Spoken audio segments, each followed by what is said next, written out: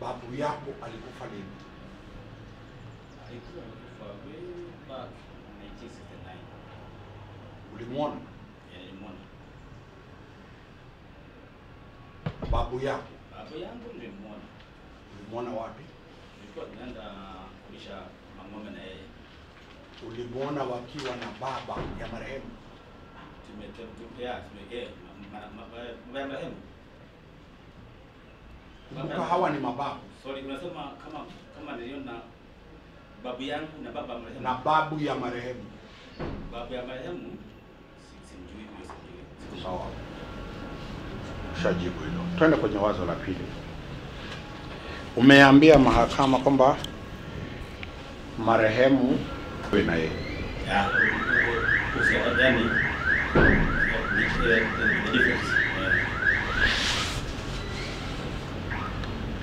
Wewe unasimama ukishikilia kiti gani hapa? Mimi ni mmojawapo wa Angelo Ambale alishauri. Katika mikutano hii miwili mimi nilikuwa naandikia na nachukua minutes. Wewe ulikuwa secretary. Nilikuwa secretary wa kuandikisha. Kuandika hiyo. Umeeleza mahakama ulikutana na hizi familia tofauti.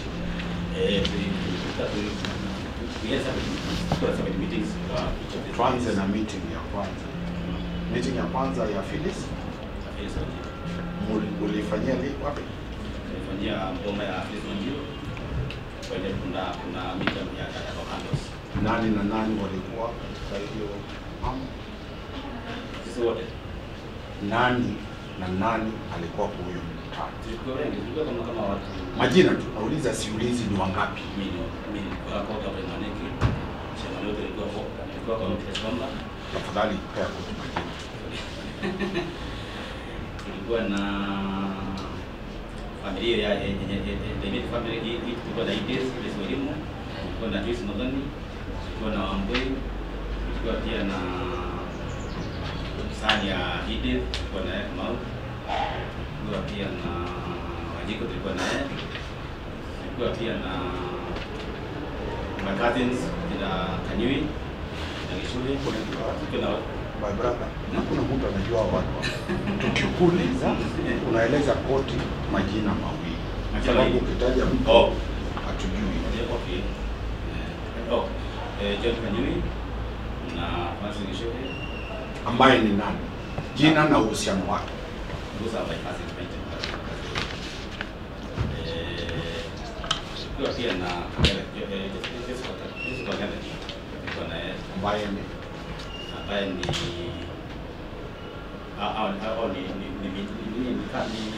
ni nephew wa mzee Afrika. Wako jashono tulikuwa naye ambaye pia ni kama kazi kwa Kangele. Tulikuwa wengi. Tunaweza hiyo. Haya. Mlikutana siku gani? Katika kuchukua upande wa ushahidi tulikutana na siku moja. Siku gani? Tarehe? Ilikuwa tarehe 3 Desemba. Tarehe 3 Desemba mwaka uliopita. Marehemu alikuwa amekufa. Yeah, of course. Unasema walikwambia waliambiwa watazikwa vile. Sorry? Walikwambia nini? Wa familia hii. Hiyo mkutano ndio nini? Inasema ushahidi ambao ulitokea mmoja wao alisema nani? Idi Elimu. Edith. Ambaye ni nani? Ambaye ni uhusiano yake na marehemu? Ni dada yake. Dota yake. Alisema? Akasema ni kweli. Mzee alikuwa amemuita akamwambia hali yako ya kuzikwa ingine. Hiyo ndio amuzi ambayo alikuwa kwa hiyo. Huyo ni Edith alikwambia. Tuelewana vizuri. Katika watu wote ni mmoja alikwambia. Tuelewana. katika hiyo uamuzi sijauliza uamuzi. Katika hiyo nani alikwambia kwamba baba alisema azikwe Gilgil? Koti imeshika hivyo. Twende mbele. Twende mbele. Wewe mwenyewe mulikuwa na wazee gani? Mimi niko na wazee gani kwa huo mkutano? Wazee katika mkutano nimekwambia tulikuwa na shamba, nilikuwa na chomba, nilikuwa pia na John Kanyui kazi yangu. Kwanza ndio tulikuwa naye au ndio tulikuwa naye. Rudio jina tafadhali. Rudisha majina tu pia majina. Sinataja majina. Nirudie tena. Yes. John Kanyui tulikuwa naye. Kwanza ndio tulikuwa naye katika mkutano. Au ndio tulikuwa naye katika mkutano. Tulikuwa pia na Joseph Kangede. Kisha basi komitacha kama huko kwa kulikuwa na Susan Jali Chomba katika mkutano, akapita Shomba Kuro katika mkutano. Sawa. Ukienda kwenye hii mkutano ulikuwa unajua mahali marehemu atazikwa? Hapana, sikujua. Sikuwa najua. Kwa hivyo si ukweli kuambia mahakama mzee alikuja wakati akawaambia mahali atazikwa.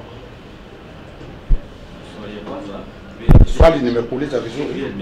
Ulikumbuka uliambia mahakama mzee alikuja na akaambia mimi mambo yangu ikimalizika Gilgil? Uamuzi wake. Shamaliza, umejibu kwamba haukuwa unajua mahali atazikwa. Twende kwenye swali la pili.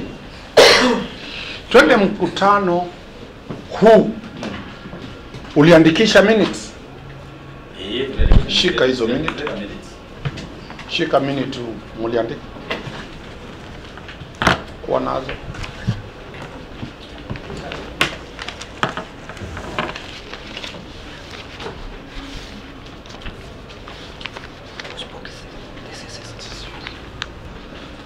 Uko nazo?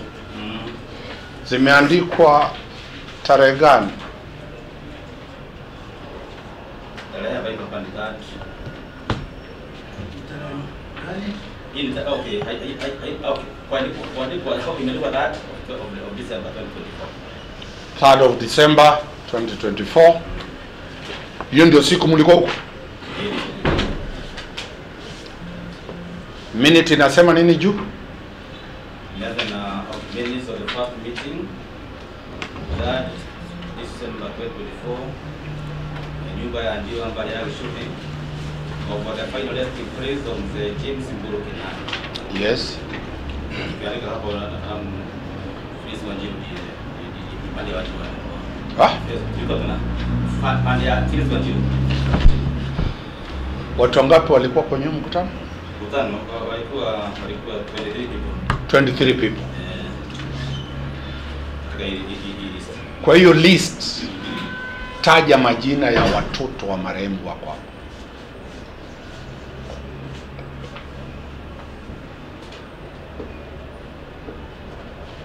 Usome tu namba yako, namba na jina. Namba 14. Aha. Ambaye ni dada ya aha. Aha. Ni Weli Mburu 15. Masa Wamboi Mburu 16. Ana Wanjiru Mburu 17. Wangapi? Umesema namba 14 ni Joyce, Edith, Masi, Anna.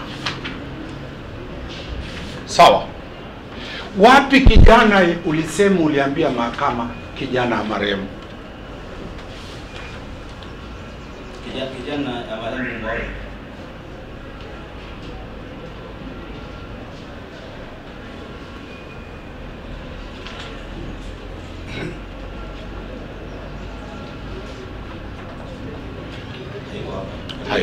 Haiko hapo. Kwa hivyo ulidanganya mahakama kwamba kijana marehemu alikuwa hapo.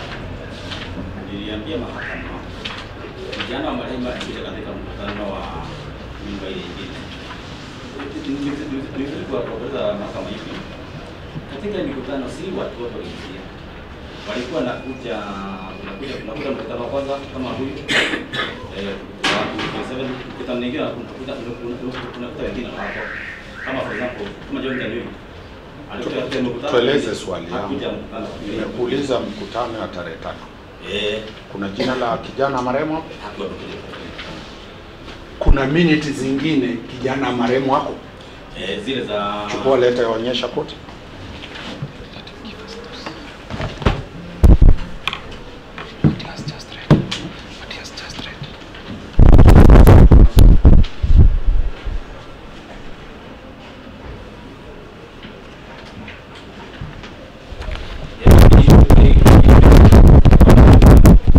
Hiyo ni mkutano ya lini? Hii ni mkutano mwezi 4. Na tulikuwa kwa magari wengine. Sema tarehe. 4th of December. 4th of December. Kijana marehemu hapo? Hapo. Namba? Namba 21 anaitwa nani? Kevin Borumaura. Kevin Borumaura. Kuna mkutano mwingine tena kijana alipo?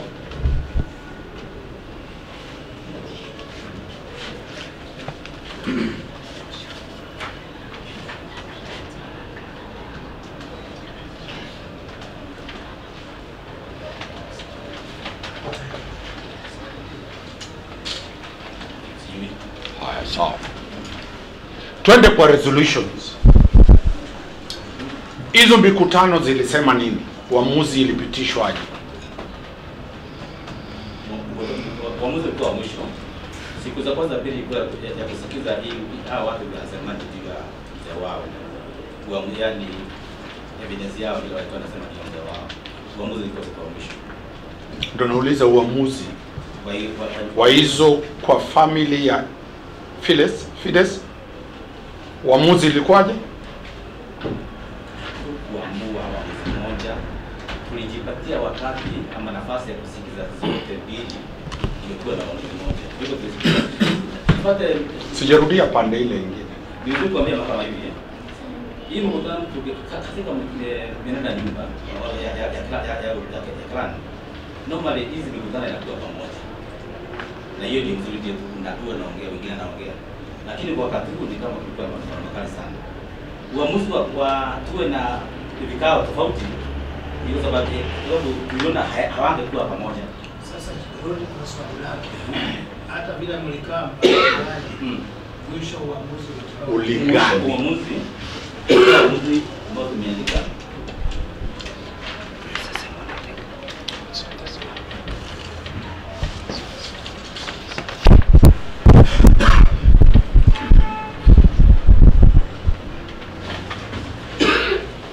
somea mahakama uamuzi.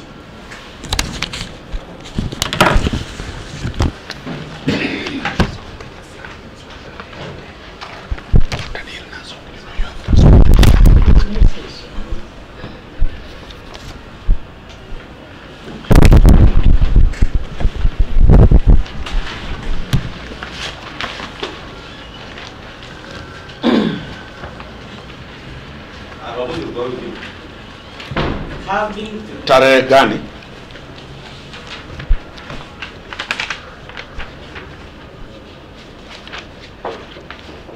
tumeandika 4th of December.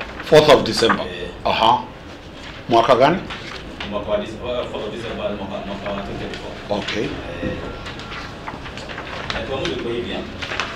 Having listened to both parties in this dispute, the Crown noted as follows. The deceased, famously, and without ambiguity, stated the place of the place desired for the interment. Indeed, the place of body was not in contention during the initial stages of the agreement between both parties.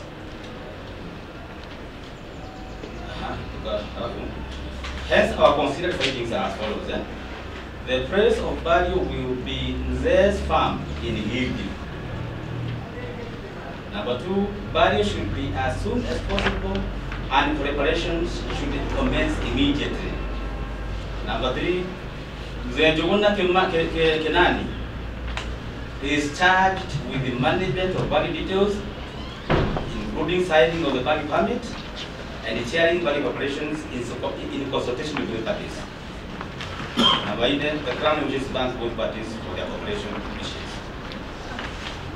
That is the decision of who?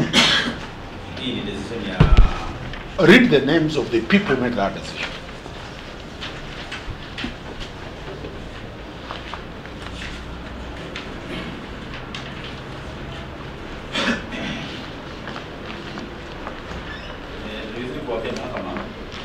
hii list ya watu ambao waliweza kuhudhuria mikutano yote mbili.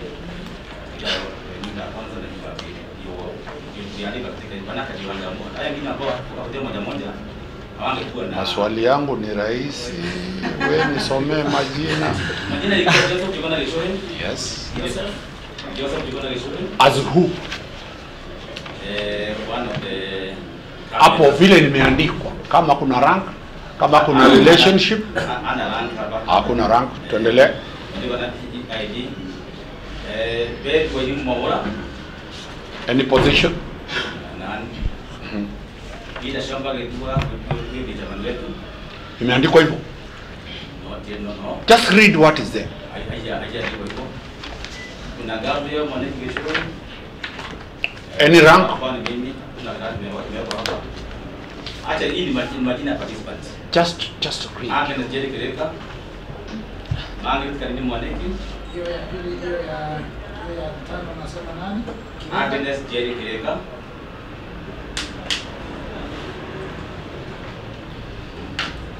Margaret Kanini Mwaniki. Susan Jerry Chomba. Joseph Kangede Nguru. Grace Walimo Lichoy. Yeni Joku Wawero. Stella Kabuya Kireka. Peter Shomba. Kuse Nyambura Mwana. Kati ya hao umesoma, watoto wa bibi ya kwanza ni wangapi wako hapo? Hakuna mmoja kusoma. Hakuna hata mmoja. Hakuna wote. Hakuna yote katika uamuzi. Sikiza na kuuliza. Katika uamuzi, marehemu alikuwa na wanawake wawili. Kuna mtu wa Gilgil hapo? None at all. Hawa wanaofanya uamuzi ni watu wangapi? Watu 13. Twende kwa meeting ya kwanza ya tarehe 3. Watu walikuwa wangapi? 23. Waliweka vidole?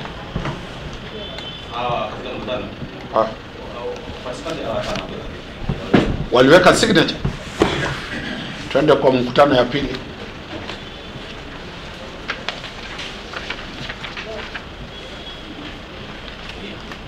Uko nayo ya tarehe? Kuna mtu aliweka kidole yake?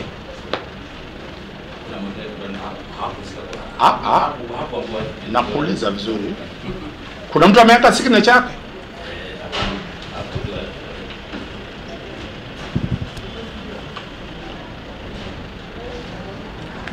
Angalia hiyo maandishi katika hizo minutes za tarehe 3. Minute ya tarehe 3. Kuna watu walijiandikia majina yao ama ni mtu mmoja ameandika? Mtu mmoja ameandika. Na hakuna signature ama kidole. Twende kwenye minute ya pili. Wamejiandikia majina? Waliandikwa.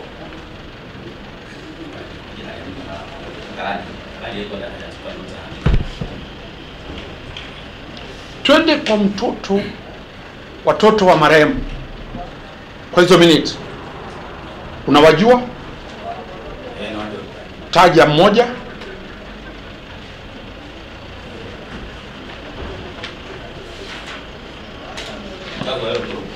Amesoma mpaka wapi?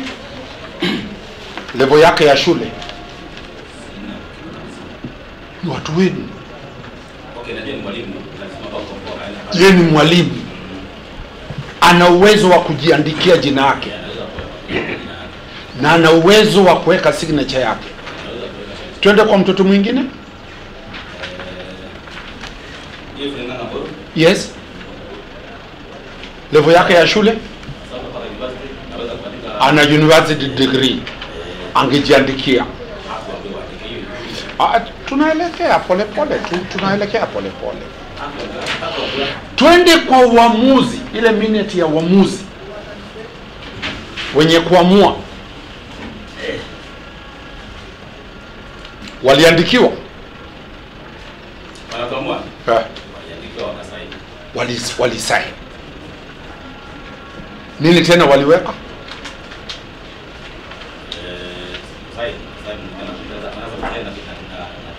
Wenye kuamua walisaini. Wenye kuamua waliambiwa wasaini, wakasaini. Sawa. Nani aliwaandikia hao wenye kuamua? Ni wewe? Wewe ndio ulikuwa karani. Na ni wewe uliandikia wale wengine bila wao kusaini. Nakuuliza tu vizuri. The court wants to know, is it you who did every minute? Then explanation why?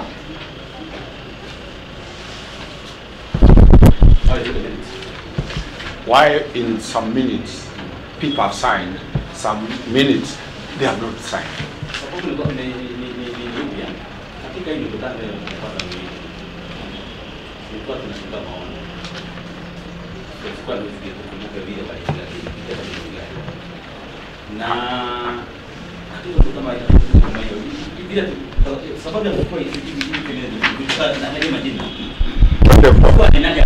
Tuende kwa wazo la pili. Nishatoka hapo, wakili wako atakuelezea. Twende kwa mkutano wa marehemu wa bibi ya pili. Which date? 4th of the December. Where? Wake nyumbani. Where? Tulikuwa hapo karibu na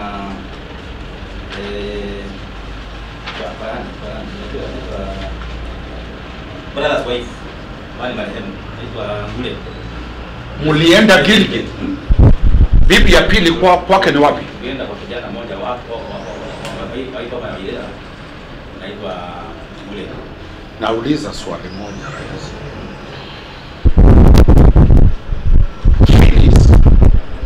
Ndio mama ya kwanza. Ukweli? Mama ya pili anaitwa nani? Kwake ni wapi? Kwake mama yake. Mama yake iko Gilgil.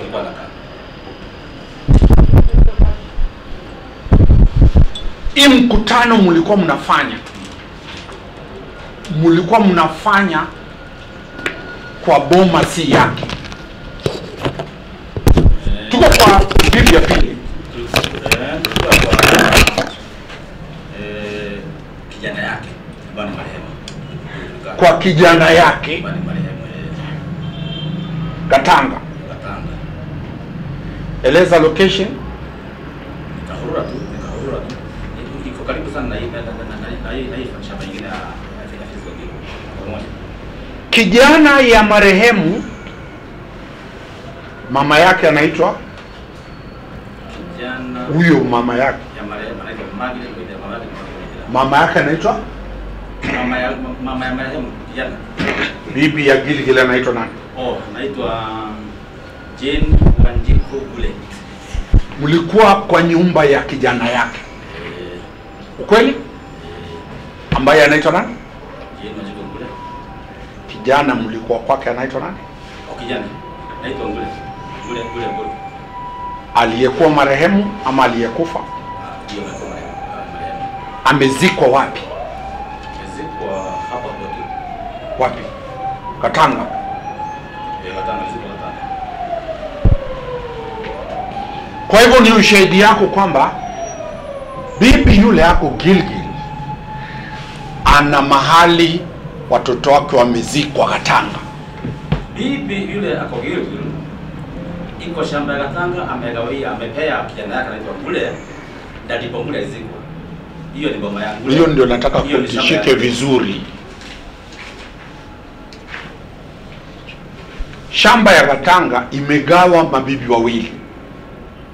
Shamba ya mzee ya Gatanga imegawiwa mabibi wawili na sister yake.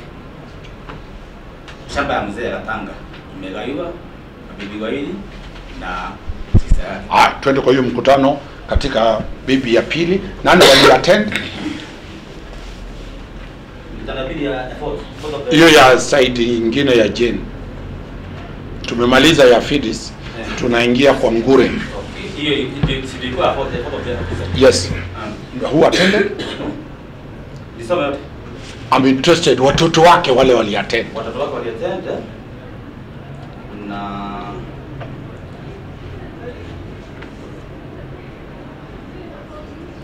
okay, tunaanza na Jane Wanjiko Ngule alikuwa hapo katika mkutano. Huyo ni mtoto wa ni bibi ya marehemu Ngule. Ile bibi ya marehemu.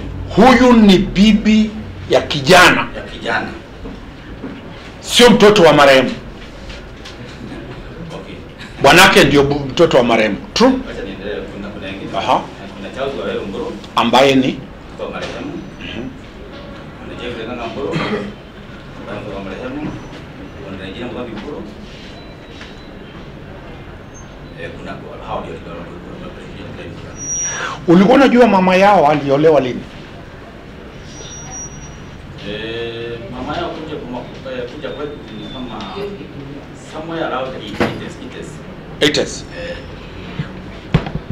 Mlimlipia mahari? I'm sure. Not what you are sure. Una hakika aliolewa mwaka huo? Uolewa mwaka huo? Yes. Kuja boma alikuja 80s. Unajua katika ndoa za Kikuyu wewe ni damu kabisa. Na kuuliza sababu wewe ndio damu ndani. Unajua huyo mama aliolewa lini? Sababu kama unajua mahali mzee atazikwa, lazima utajua alioa lini. The two issues are unrelated. I've asked a simple question. Unajua ama ujui? The two issues are unrelated.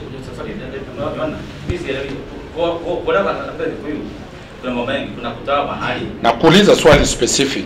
Unajua kama aliolewa? Anajua alifanya harusi. Alifanya harusi lini? Ni mwaka gani? Ulikuwa miaka ngapi harusi ikifanyika? Nilikuwa mzee. Ulikuwa mzee? Nikikwambia alifanya harusi juzi, miezi kabla mzee hajakufa, utashangaa. Si zamani sana. Last born ya marehemu huyo mama ana miaka ngapi? Wewe ni mtu wa ndani unajua. 40 years. Na ana watoto karibu wangapi? Lazima ujue. Unawajua watoto wa bibi wa Gilgil. Yaani sasa mmoja ndio kana mmoja. Ana mtoto mmoja. Anaitwa nani? Anaitwa Waidera. Huyo ndio mtoto wake. Mtoto wake mdogo. Nakuuliza swali. Marehemu anaitwa nani? Marehemu? James Ngoro nani? Nipe majina ya watoto wa bibi ya Gilgil. Nianze na Charles Waweru Ngoro. Wa pili vijana alikuwa hiyo Ngule Ngoro. Watatu vijana alikuwa Karanja. Daisy Ngoro. Kuja kwa wasichana. Msichana kwanza ni Rosemary Kereka. Madawa kwa Kereka. Wa pili ni Wanjiko Ngoro. Tuachie hapo. Ulienda mwisho lini Gilgil?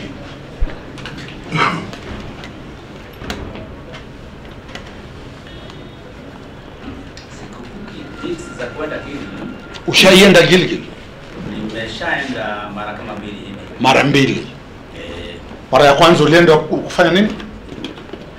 Mara kwanza mzee alikuwa amebariki karamu. Karamu gani? Pati leo ndio mzee. Mlikuwa watu wangapi? Kwa Nissan kama mbili. Mara ya pili kwenda huko na mara ya mwisho? Mara ya pili ilikuwa maongeo kidogo.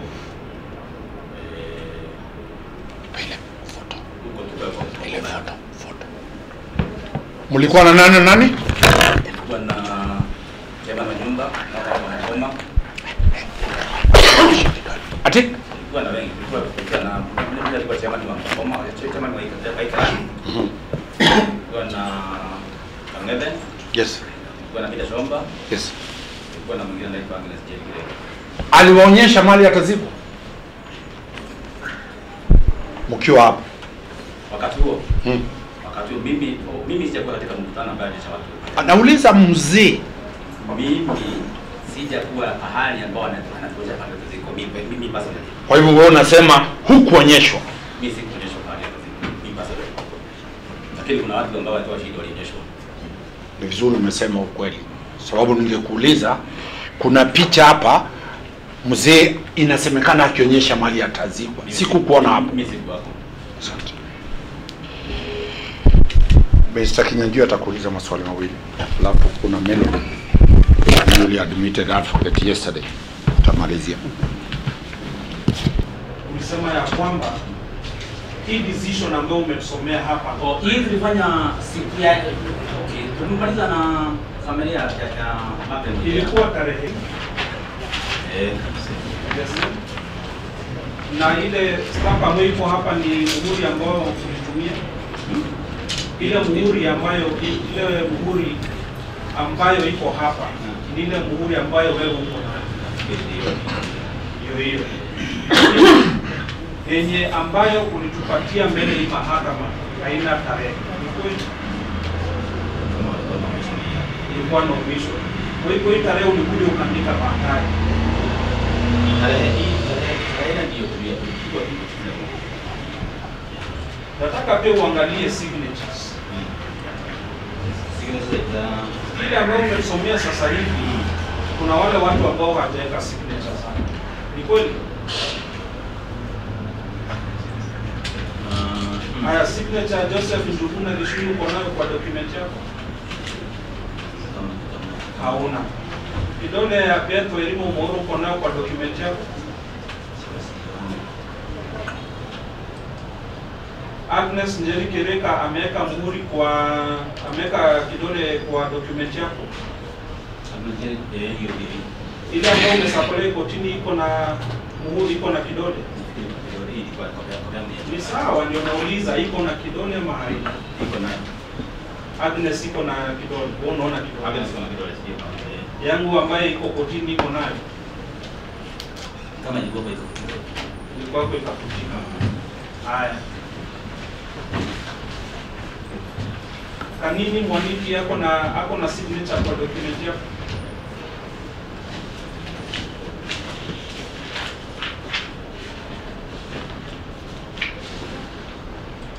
Margaret Kanini Mwaniki. Lakini ile kotini ile iko mbele ya mahakama iko nayo. Ni kweli? Signature ya Joseph Kang'ethe Mboro uko nayo? Uko nayo wewe kule document ambayo umesomea? Iko nayo ama haina? Yangu haina copy. Ile ambayo iko kotini iko nayo ama haina? Iko nayo. Lakini hizi ni kama ndio sana. Lakini unaweza dhibitisha kwamba iko watu wengi ambao signature zao zinaapia kwa ile document iko kotini lakini haziko kwa document. Wacha nieleze. Usieleze, nataka udhibitishe. Utaeleza baadaye. Tunatumia copy yako na copy yako ni kama copy yake. Kwa hivyo this is not a true document. This is a true document. Lakini hii copy yake. Okay, move on to the next question. Umeandika statement mbele ya mahakama?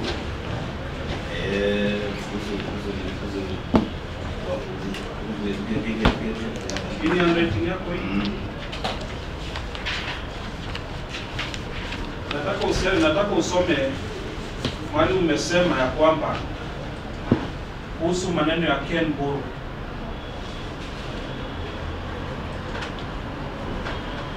Iko hapa.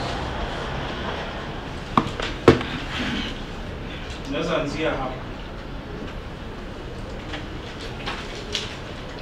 There's someone who was left out because she did not participate in the first meeting. Yes. And Ken Boromoro, who is a minor, and hence asked to leave. Do you know the definition of a minor? No, do you know the definition of a minor? What is a minor?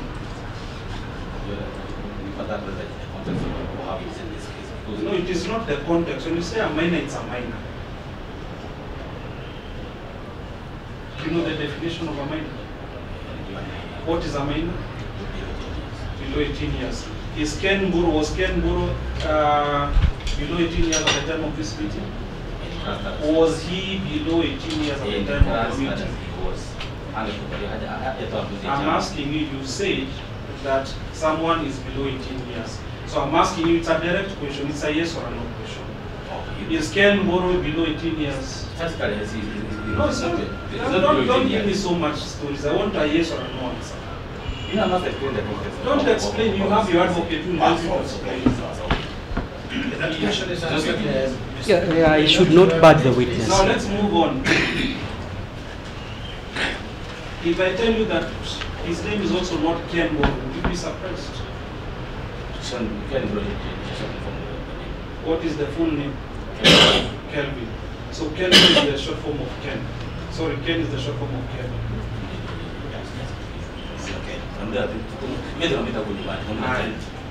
Umesema ya kwamba mlikuwa na mtu ambaye anaitwa Francis. Francis. Tell me, who is it? Francis who? Maybe mkutano wa kwanza wa president. Francis Gishohe. But he was not there when you made this decision. He was not. He did not make a decision. He was not involved in all the meetings. You also told us about John Kanyui. John Kanyui was also not involved in all the meetings. Yes, which meeting was he involved in? Ilya Phyllis Onjiro. But surprisingly, he appears nowhere in the decision. She has started feeling the people who cited. Yes. Who are not in the meetings. Now, I want you to go back to the minutes of the decision that you made. Can you tell us? Okay, fine, it is the report.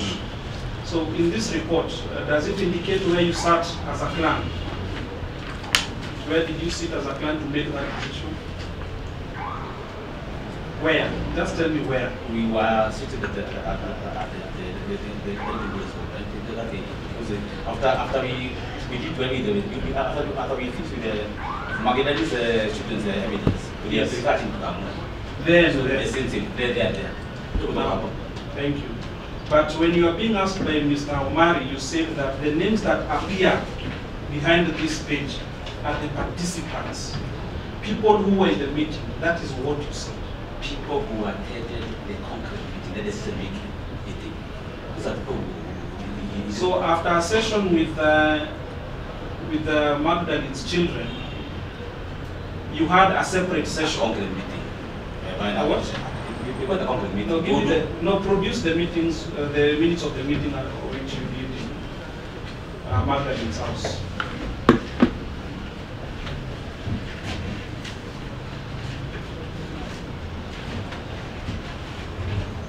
How many participants does it have? In Magdalene's house, Magdalene. as a count, they're not listed. No, this not no easy. Just take your time.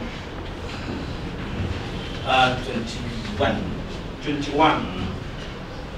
But immediately after the session, you sat down and made a decision. Now, how many people do you have that made the decision? The people who listen here, there are 12. There are 12 out of 21. Out of 21. Yes. Reason being that this ownership was that one.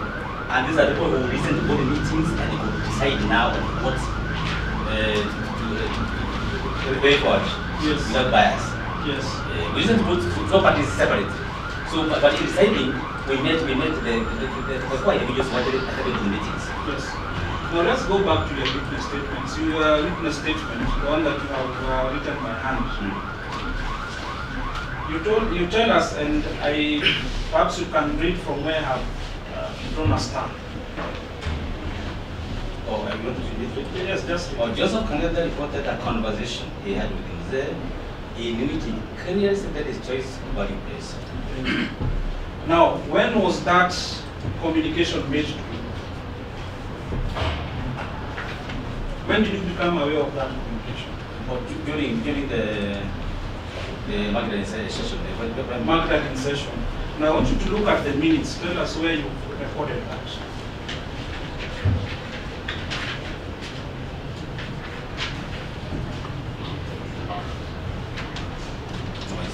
It is not recorded. No, it is not recorded. Confirm it is not recorded. It is not recorded. We have the minutes for the meeting held at Mama Phyllis's house.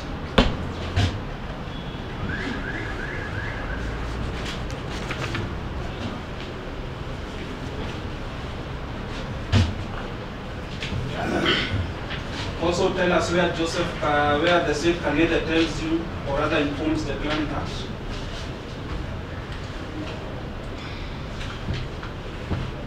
No, okay. I mean, just Kangeta explained his case in the conclave. It is in the conclave. Thank you. And this is the conclave that came up with this position. Now, in the midst of the conclave, tell us where you captured that he said that. These are your minutes. These are the reports. Yes. So there are others which are not here. No, I did not. But this was a collection of evidence. Evidence and statements and even there are some in my presentation as to where his home is. Yes.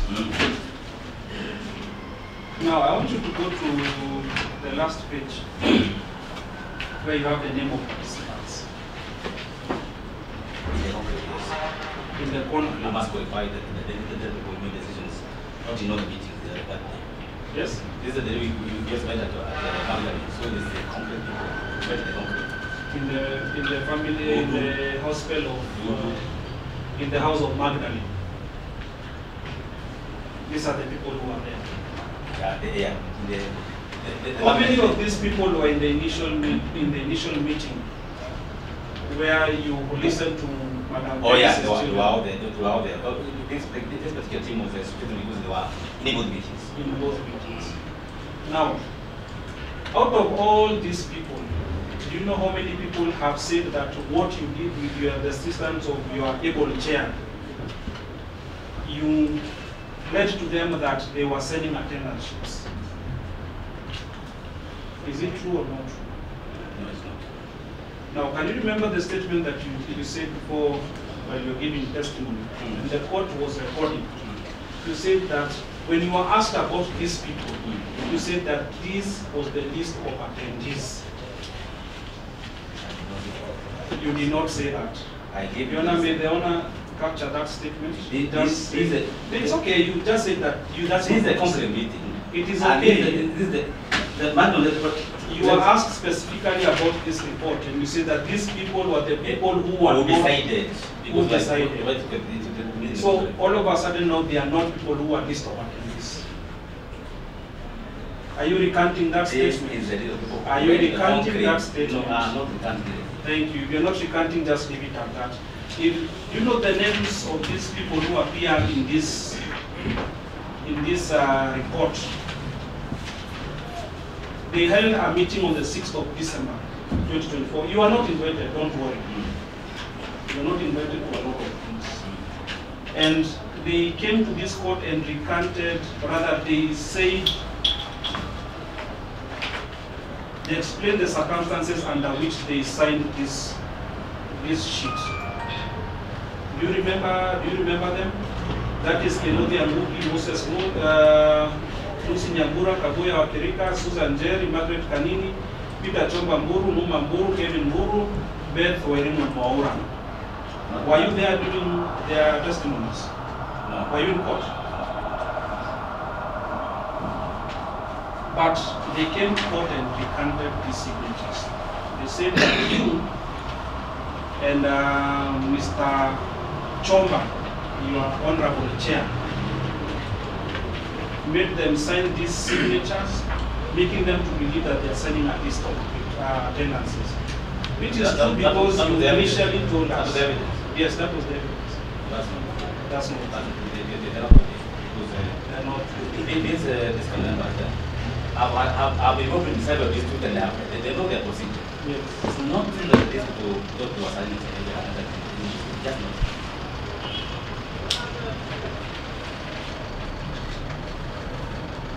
Now, I believe that this comment, unless gani kama mahakama sasa ukitaka kujua ile tunaita ancestral home ya marehemu Bwana Mburu Kinani, ungesema ni wapi?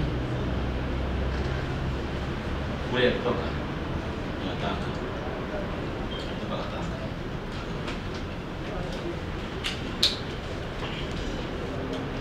in chief.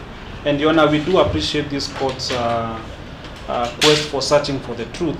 But I believe in terms of the examination, as far as to issues that arose from cross-examination.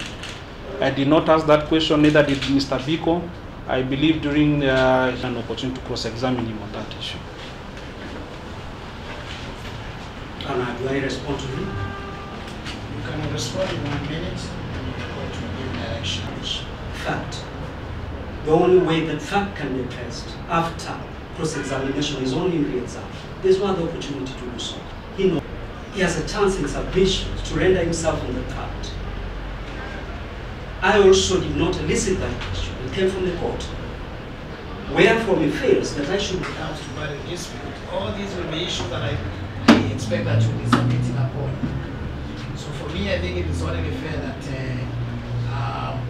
if the court has recorded that the deceased ancestral land is in Tanga, allow Mr. Biko to elicit an explanation about that. It is something that we cannot leave hanging unless the other way would be to expunge the question from the record. But you will not be helping the court. Because remember, when I retire to make a judgment, I'll be alone. And I need to have all the facts with me and compare what all of you have said so that we come up with a determination. Yes, but Your Honor, with all fairness, Yes. the witness, or rather the testimony of this particular witness has been very specific. the matter be adjourned at this moment on account of the court's business and a fairly explained position to both parties.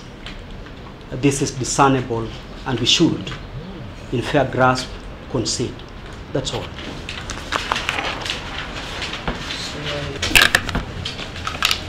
John and come back again on Tuesday next week.